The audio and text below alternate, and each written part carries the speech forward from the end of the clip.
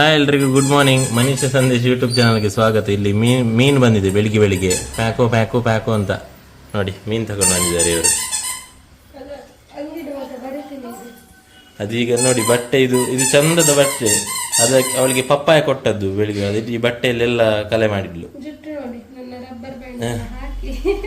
ಅದು ಕೂದಲು ಸ್ವಲ್ಪ ಸೆಕೆಗೆ ಸ್ವಲ್ಪ ಇದಾಗ್ತದಲ್ಲ, ಅದಕ್ಕೆ ಜುಟ್ಟು ಇದು ಮಾಡಿದ್ಲು ಬೆಳಿಗ್ಗೆ.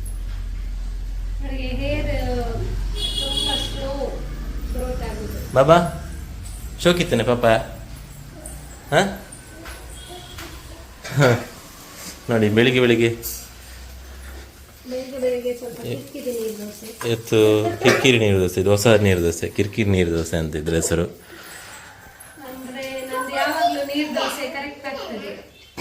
ಅದು ರೈಸ್ ನಾನು ಮೊನ್ನೆ ಕೂಡ ಹತ್ರ ಹೇಳಿದೆ, ಇದು ರೈಸ್ ಚೇಂಜ್ ಆಗಿದೆ, ಹಾಗೆ ಕರೆಕ್ಟ್ ಬರ್ತಾ ಇಲ್ಲ ಅಂತ.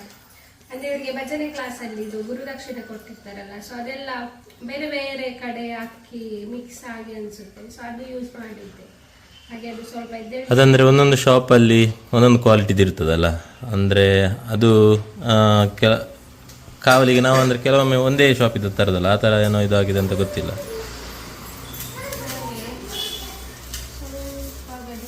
ಪಾಪ ಅವರಿಗೆ ಕೊಡುವವರಿಗೆ ಗೊತ್ತಿರೋದಿಲ್ಲ. ಅವರು ಅಂದರೆ ಬೇರೆ ಅವರ ಮನೆ ಹತ್ತಿರ ಇರೋ ಶಾಪಿಂದ ಇದು ಮಾಡ್ತಾರಲ್ಲ, ಅದು ಒಟ್ಟಿಗೆ ಹೋಗುವಾಗ ಕೆಲವೊಮ್ಮೆ ವ್ಯತ್ಯಾಸ ಆಗ್ತದೆ ಅನಿಸ್ತದೆ, ಮತ್ತೆ ಗೊತ್ತಿಲ್ಲ ಎಂತ ಅಂತ.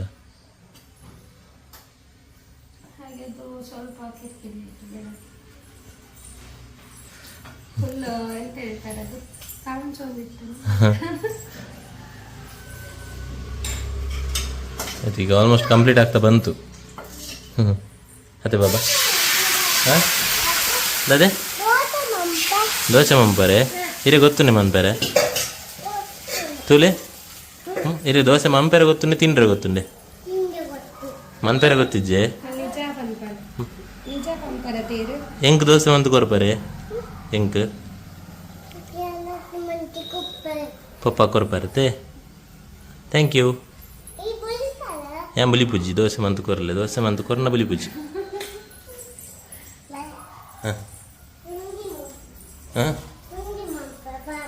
ಪುಂಡಿ ಪುಂಡಿ ಮನ್ಬ್ಲಾ ವೆಯ್ಟ್ ಮನ್ಬೋರ್ ಅವತ್ತು ಇರ್ನ ಪಕ್ಕಿ ಉಂಡು ಪಕ್ಕಿ ಉಂಡು ಪಕ್ಕಿ ಪಕ್ಕಿದ ಬುದರಿഞ്ഞೆ ಬಾಬಾ ಪಕ್ಕಿದ ಬುದರಿഞ്ഞೆ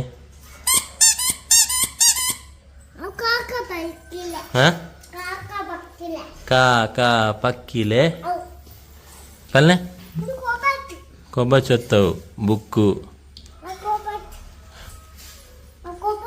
ಕೊಬ್ಬಚ್ಚೊತ್ತಿ ಬಾಬಾ ಬುಕ್ಕು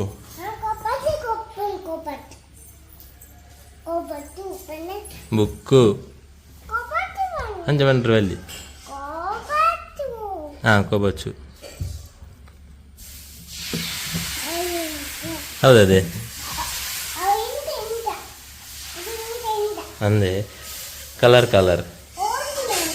ಕಲರೇ ಓದಿನೇ ಇರೇ ಜುಟ್ಟಿಯರು ಕಟ್ಟಿದೀನಿ ಪಪ್ಪ ಕಟ್ಟಿದೀನಿ. ಅದೇ ಎಂತ ಗೊತ್ತುಂಟ, ಇದು ಯೂಟ್ಯೂಬಲ್ಲಿ ಹೊಸತ್ತೊಂದು ಭಜನೆ ಭಕ್ತಿಗೀತೆ ನಾವು ರಿಲೀಸ್ ಮಾಡಿದ್ವಿ. ಭಜನೆ ಒಂದೇ ಓಂಕಾರ ಅಂತ ನಿನ್ನೆ ಸಂದೇಶ್ ನಿರ್ಮಾರ್ಗ ಯೂಟ್ಯೂಬ್ ಚಾನಲಲ್ಲಿ. ದಯವಿಟ್ಟು ಯಾರೆಲ್ಲ ನೋಡಲಿಲ್ವಾ ಎಲ್ಲರೂ ನೋಡಿ, ನಿಮ್ಮೆಲ್ಲ ಫ್ರೆಂಡ್ಸ್ ಫ್ಯಾಮಿಲಿಗೆಲ್ಲ ಶೇರ್ ಮಾಡಬೇಕಾಗಿ ವಿನಂತಿ.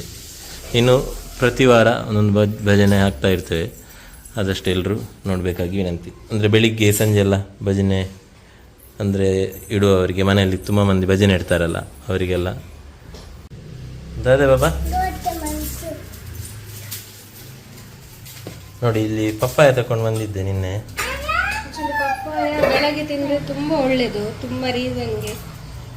ಆದ್ರೆ ಇವಾಗಿನ ಪಪ್ಪಾಯ ತಿನ್ಲಿಕ್ಕೆನೆ ತುಂಬಾ ಕಷ್ಟ. ಯಾಕಂದ್ರೆ ಈಗಿನ ಪಪ್ಪಾಯಗಳೆಲ್ಲ ಒಂಥರ ಎಂತಂದ್ರೆ ಅದನ್ನು ಫೋರ್ಸ್ಫುಲಿ ಹಣ್ಣು ಮಾಡಿಸ್ತಾರಲ್ಲ, ಅದು ಆದ್ರೆ ಮನೆಯಲ್ಲಿ ಪಪ್ಪಾಯದ ಗಿಡ ಇದ್ದವರಿಗೆಲ್ಲ ನಿಜವಾಗ್ಲೂ ಒಳ್ಳೇದು. ಯಾಕಂದ್ರೆ ತುಂಬಾ ಒಳ್ಳೇದು ಬೆಳಿಗ್ಗೆ ಬರೀ ಹೊಟ್ಟೆಗೆ ತಿಂದರೆ.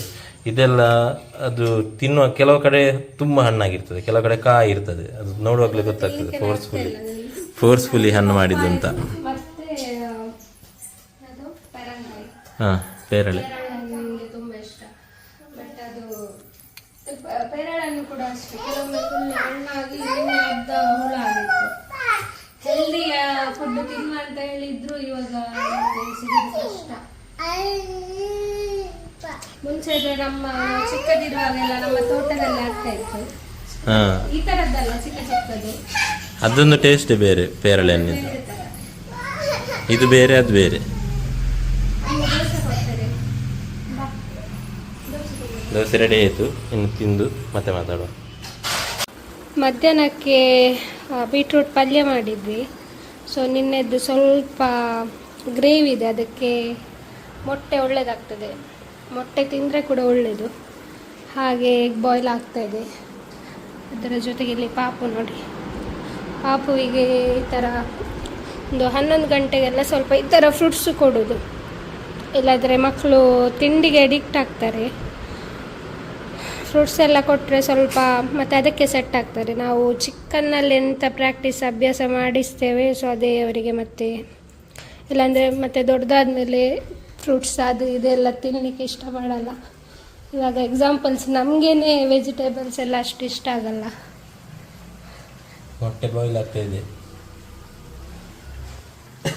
ಇದು ಅಗಾರೋ ಅವ್ರದ್ದು, ಲಾಸ್ಟ್ ಟೈಮ್ ತೋರಿಸಿದ್ವಿ. ಇದರಲ್ಲಿ ಕರೆಕ್ಟ್ ಬಾಯ್ಲ್ ಆಗಿ ಅದೇ ಆಫ್ ಆಗ್ತದೆ ಅದರಷ್ಟಕ್ಕೆ. ಸೊ ಇದು ಸ್ವಲ್ಪ ಕಟ್ ಮಾಡಲಿಕ್ಕೆ ಕೂಡ ಟೈಮ್ ತಗೊಳ್ಳೋದು ಜಾಸ್ತಿ, ಬೇಯಲಿಕ್ಕೆ ಕೂಡ ಜಾಸ್ತಿ. ಬಟ್ ಒಳ್ಳೆಯದು ಬೀಟ್ರೂಟ್ ಎಲ್ಲ ಒಂದು ವಾರದಲ್ಲಿ ಒಂದು ಸಲ ಮಾಡ್ತೀವಿ ನಾವು. ಪಲ್ಯ ಎಲ್ಲ ಮಾಡ್ತೀವಿ, ಬಟ್ ಅದಕ್ಕೊಂದು ಸೈಡಲ್ಲಿ ಗ್ರೇವಿ ಇದ್ದರೆ ಒಳ್ಳೆಯದಾಗ್ತದೆ. ಯಾಕಂದರೆ ಖಾಲಿ ಉಪ್ಪು ಕರಿಯಲ್ಲಿ ನನಗೆ ಅಷ್ಟು ಇಷ್ಟ ಆಗಲ್ಲ. ಸೊ ಸ್ವಲ್ಪ ಗ್ರೇವಿ ಇದೆ, ಅದಕ್ಕೆ ಮೊಟ್ಟೆ ಹಾಕಿದರೆ ಸ್ವಲ್ಪ ದೋಸೆ ಉಳಿದಿದೆ. ಇವತ್ತು ಜಾಸ್ತಿ ಆಗಿದೆ.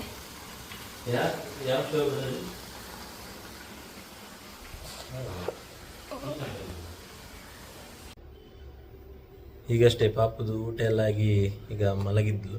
ಈಗಷ್ಟೇ ಅವಳನ್ನು ಮಲಗಿಸುವುದೊಂದು ಹರಸಾಹಸ ಆಗ್ತದೆ. ಯಾಕೆಂದ್ರೆ ಮಲಗ್ಲಿಕ್ಕೆ ಕೇಳಲ್ಲ ಇವಾಗ ಅಂದ್ರೆ ಆಟ ಆಡ್ತಾ ಇರ್ತಾಳೆ.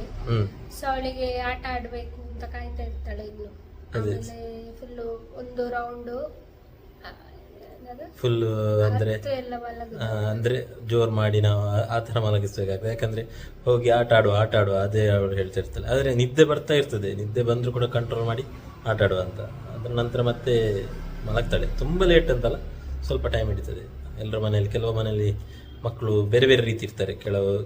ಕೆಲವರು ಅಳ್ತಾ ಮಲಗ್ತಾರೆ, ಕೆಲವರು ಎದ್ದ ಮೇಲೆ ಅಳ್ತಾರೆ, ಬೇರೆ ಬೇರೆ ರೀತಿ ಇರ್ತದೆ. ಇವಳು ಕೂಡ ನಿದ್ದೆ ಆಗ್ಲಿಲ್ಲ ಆದ್ರೆ ಇಡೀ ದಿವಸ ಹಾಳು.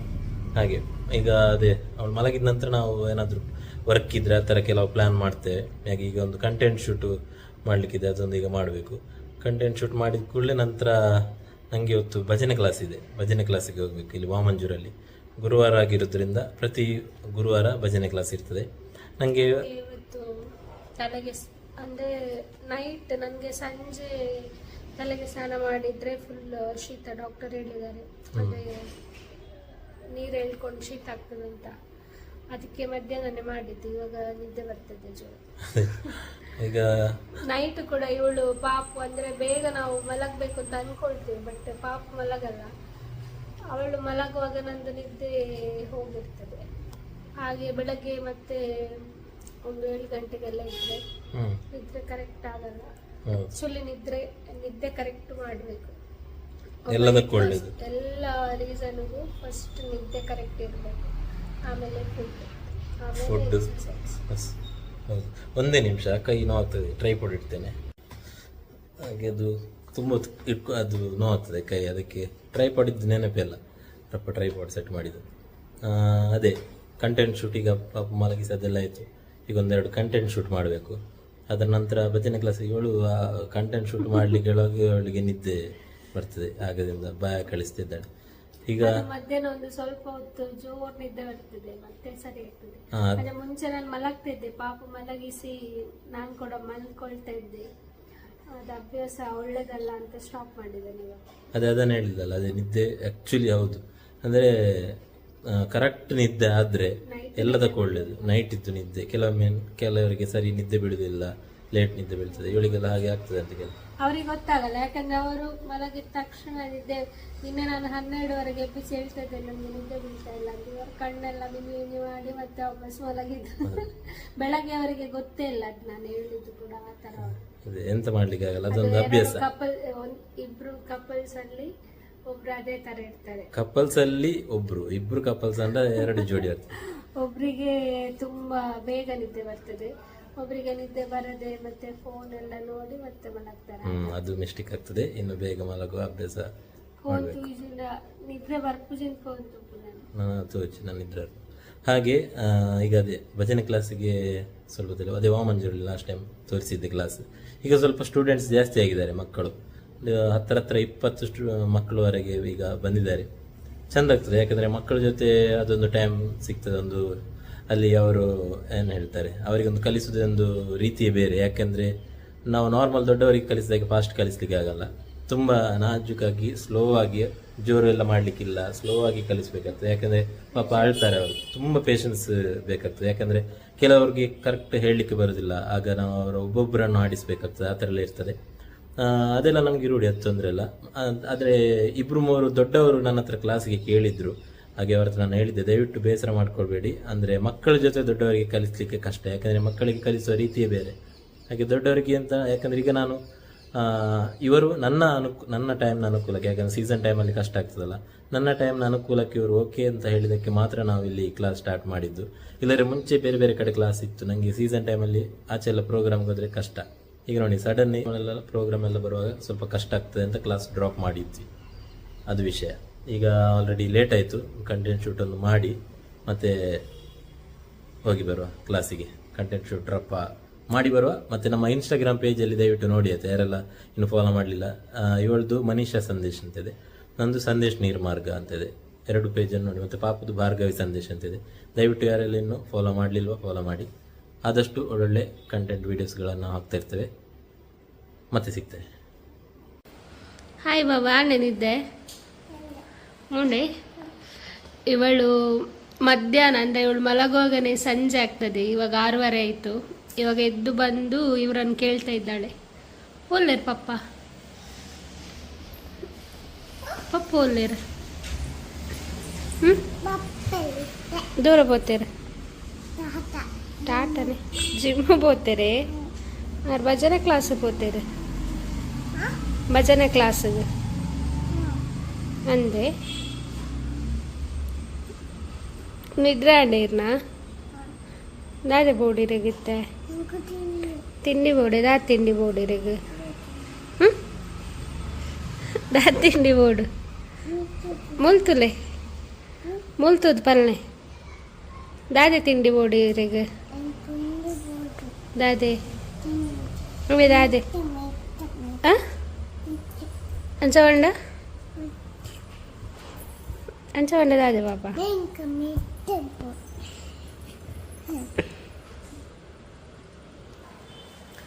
ಸವಳಿಗೆ ಇವಾಗ ಮ್ಯೂಸ್ಲಿ ಇದೆ, ಅದನ್ನು ಸ್ವಲ್ಪ ಹಾಲಿಗೆ ಹಾಕಿ, ಅದು ಆ್ಯಕ್ಚುಲಿ ಅಂದರೆ ಕೆಲವೊಮ್ಮೆ ತಂದಿರ್ತೇವೆ, ಆವಾಗ ಮಿಡ್ಲಲ್ಲೆಲ್ಲ ಅದು ಕೊಡ್ತೀನಿ ನಾನು. ಮತ್ತು ಸಂಜೆ ಬೇರೆ ಎಂತಾದರೂ ಸ್ನ್ಯಾಕ್ಸ್ ಆ ಥರ ಎಲ್ಲ ಮಾಡಿ ಕೊಟ್ಟರೆ ನೈಟ್ ಊಟ ಮಾಡಲ್ಲ, ಯಾಕಂದರೆ ಅವಳು ಎದ್ದೇಳೋದೇ ಲೇಟ್. ಸೊ ಹಾಗೆ ಒಂದು ಮಿಲ್ಕ್, ಅದಕ್ಕೆ ಒಂದು ಈ ಆಲ್ಮಂಡ್ ಮತ್ತು ಇನ್ನೊಂದು ಹುಡಿ ಇದೆ ಅದರದ್ದು, ಅದು ಹಾಕಿ ಕೊಡ್ತೇನೆ. ಸೊ ಇವತ್ತದು ಖಾಲಿಯಾಗಿದೆ, ಹಾಗಾಗಿ ಇವಾಗ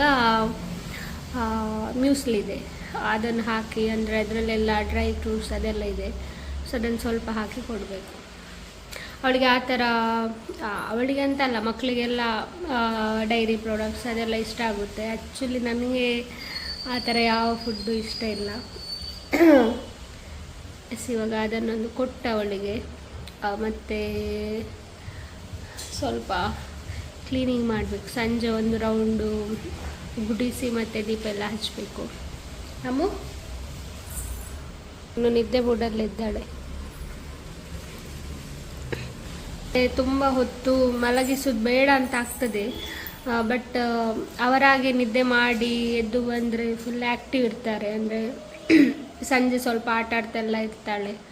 ಬಟ್ ಅವಳ ರುಟೀನ್ ಹೇಗಂದರೆ ಸ್ವಲ್ಪ ಲೇಟ್, ಅಂದರೆ 3-3:30 ಆ ಥರ ಮಲಗ್ತಾಳೆ ಅವಳು. ಹಾಗಾಗಿ ಎದ್ದೇಳುವಾಗ ಕೂಡ ಲೇಟ್ ಆಗ್ತದೆ. ಇನ್ನು ಹೇಗೂ ಸ್ಕೂಲೆಲ್ಲ ಹಾಕಿದ ಮೇಲೆ ಪಾಪ ಸ್ವಲ್ಪ ಆ ಥರ ಎಲ್ಲ ಸಿಗಲ್ಲ.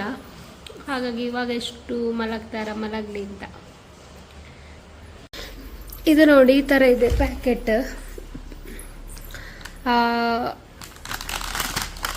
ಇದರಲ್ಲಿ ಇಲ್ಲಿದೆ ಹೈ ಇನ್ ಫೈಬರ್ನು, ಮೈದಾನು, ಪಾಮ್ ಆಯಿಲ್. ಸೊ ನಾವು ಕೆಲವೊಮ್ಮೆ ಬ್ರೇಕ್ಫಾಸ್ಟಿಗೆ ಇದು ಯೂಸ್ ಮಾಡ್ತೇವೆ.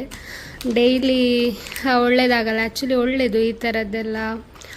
ವೆಯ್ಟ್ ಲಾಸ್ ಎಲ್ಲ ಮಾಡುವವರು ತಿಂತಾರೆ. ಬಟ್ ನನಗೆ ಡೈಲಿ ಒಂದೇ ಥರ ಫುಡ್ ತಿನ್ನೋದಂದರೆ ಸ್ವಲ್ಪ ಕಷ್ಟ ಆಗ್ತದೆ. ಹಾಗೆ ಇದು ಕೆಲವೊಮ್ಮೆ, ಅಂದರೆ ಡೈಲಿ ಇದನ್ನೇ ಕೊಡಲ್ಲ ಅವಳಿಗೆ. ಕೆಲವೊಮ್ಮೆ ಫ್ರೂಟ್ಸ್ ಕೊಡ್ತೀವಿ, ಕೆಲವೊಮ್ಮೆ ಖಾಲಿ ಹಾಲು ಕುಡಿತಾಳೆ ಆ ಥರ. ಸೊ ಸಂಜೆ ಅವರಿಗೆ ಎಂತ ಇಷ್ಟ ಆಗ್ತದೆ ತುಂಬ ಅಂದರೆ ಈ ಆಯಿಲ್ ಐಟಮ್, ಬಿಸ್ಕಿಟ್ ಅಂತೂ ನಾವು ತರೋದೇ ಇಲ್ಲ. ಅವಳಿಗೆ ಹೊರಗಡೆ ಹೋದರೆ ಮಾತ್ರ ಆ ಥರ ಫುಡ್ಡೆಲ್ಲ ಕೊಡೋದು. ಯಾಕಂದರೆ ಒಂದ್ಸಲ ಅಭ್ಯಾಸ ಆದರೆ ತುಂಬ ಕಷ್ಟ ಆಗ್ತದೆ ಅವಳಿಗೆ ಆ ಥರ ಫುಡ್ಡೆಲ್ಲ ಸ್ವಲ್ಪ ಇಷ್ಟ ಜಾಸ್ತಿ. ಸೊ ಮತ್ತು ಅದನ್ನೇ ಕೇಳ್ತಾ ಇರ್ತಾಳೆ. ಹಾಗಾಗಿ ನಾವೇ ಜಾಸ್ತಿಯಾಗಿ ಅದನ್ನು ಮನೆಗೆ ತರೋದು ಆ ಥರ ಎಲ್ಲ ಮಾಡಲ್ಲ. ಯಾಕಂದರೆ ನಾವು ನಮ್ಮಿಂದ ಎಷ್ಟು ಆಗುತ್ತೆ ಅಷ್ಟು ಹೆಲ್ದಿ ರುಟೀನ್ ಮಾಡಿದರೆ ಒಳ್ಳೆಯದು ಅಂತ ಅಷ್ಟೇ. ಎಸ್, ನೋಡಿ ಇದು ಯಾರಿಗಾದರೂ ಯೂಸ್ ಆಗ್ಬೋದು. ಇದು ನನಗೆ ಕೂಡ ಇಷ್ಟ ಆಗುತ್ತೆ. ಇದರಲ್ಲೆಲ್ಲ ಈ ಡ್ರೈ ಫ್ರೂಟ್ಸ್ ಆಗಿರ್ಬೋದು, ಸೀಡ್ಸ್ ಆಗಿರ್ಬೋದು, ಓಟ್ಸ್, ರಾಗಿ ಈ ಥರ ಎಲ್ಲ ಹಾಕಿ, ಮತ್ತು ಸ್ವೀಟ್ಸ್ ಕೂಡ, ಅಂದರೆ ಶುಗರ್ ಆ ಥರ ಎಂತ ಹಾಕಿಲ್ಲ. ಸೊ ಇದೇ ಈ ಗ್ರೇಪ್ಸ್ ಏನಿದೆ, ಸೊ ಅದರಿಂದನೇ ನ್ಯಾಚುರಲ್ ಶುಗರ್ ಇದೆ. ಹಾಗಾಗಿ ಇದನ್ನು ಯಾರಾದರೂ ಟ್ರೈ ಮಾಡಿಲ್ಲ ಅಂದರೆ ಟ್ರೈ ಮಾಡ್ಬೋದು. ತುಂಬ ಒಳ್ಳೆಯದಿದೆ ಇದು. ಈ ವಿಡಿಯೋ ಇಷ್ಟ ಆದರೆ ಪ್ಲೀಸ್ ಲೈಕ್ ಮಾಡಿ, ಶೇರ್ ಮಾಡಿ, ಕಮೆಂಟ್ ಮಾಡಿ. ಅದೇ ರೀತಿ ಯಾರೆಲ್ಲ ಇನ್ನೂ ನಮ್ಮ ಚಾನಲ್ನ ಸಬ್ಸ್ಕ್ರೈಬ್ ಮಾಡ್ಕೊಂಡಿಲ್ವಾ ದಯವಿಟ್ಟು ಸಬ್ಸ್ಕ್ರೈಬ್ ಮಾಡ್ಕೊಳ್ಳಿ. Thank you.